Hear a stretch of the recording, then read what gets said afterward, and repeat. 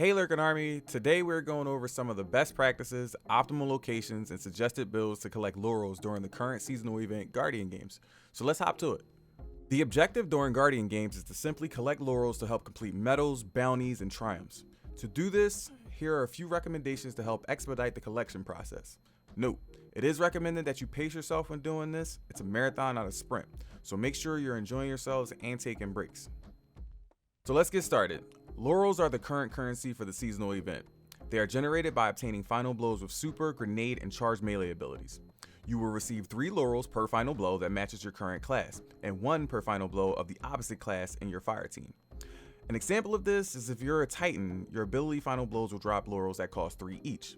When in a fire team with 1 or more, the amount can either double, triple, or quadruple. So it is recommended to run fire teams of the exact same class to get the maximum benefit. I'll also put a math example on screen. Be aware though, the numbers vary depending on the activity and amount of people in a fire team. Okay, so now the math lesson is out of the way, let's get to the optimal locations and activities as well as the builds that I like to recommend. There are a number of locations and activities that stand out when looking to farm endless enemies. I'm going to break those down, but first let's talk quickly about build recommendations. For my build recommendations for each class, it is as follows. Titans, I'm going to suggest using the Striker subclass paired with the exotic Insurmountable Skull Fort. My reason for this? The exotic instantly gives you your melee ability back.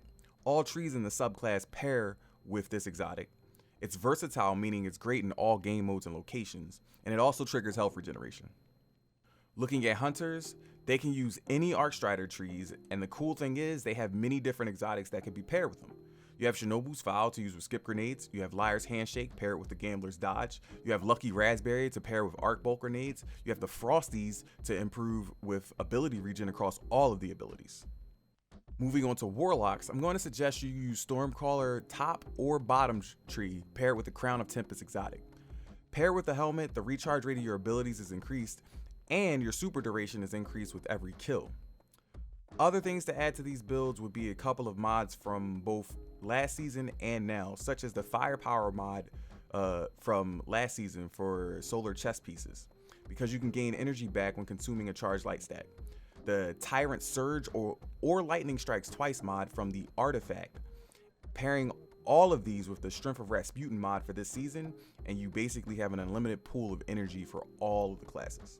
Next, let's talk about activities. I'll list them in the order from the best to worst for both solo and group, then give my reasons why.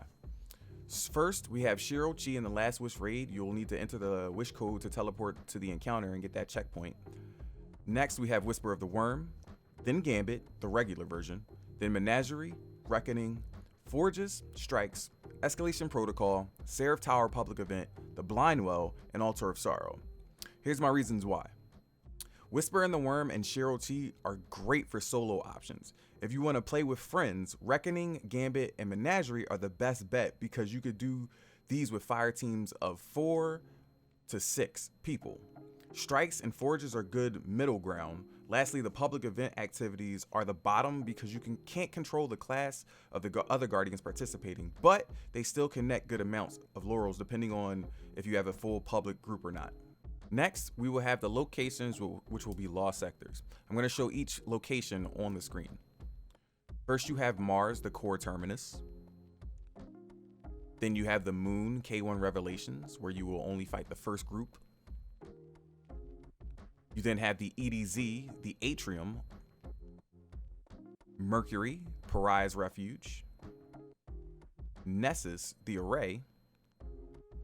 Tangled Shore, Kingship Dock.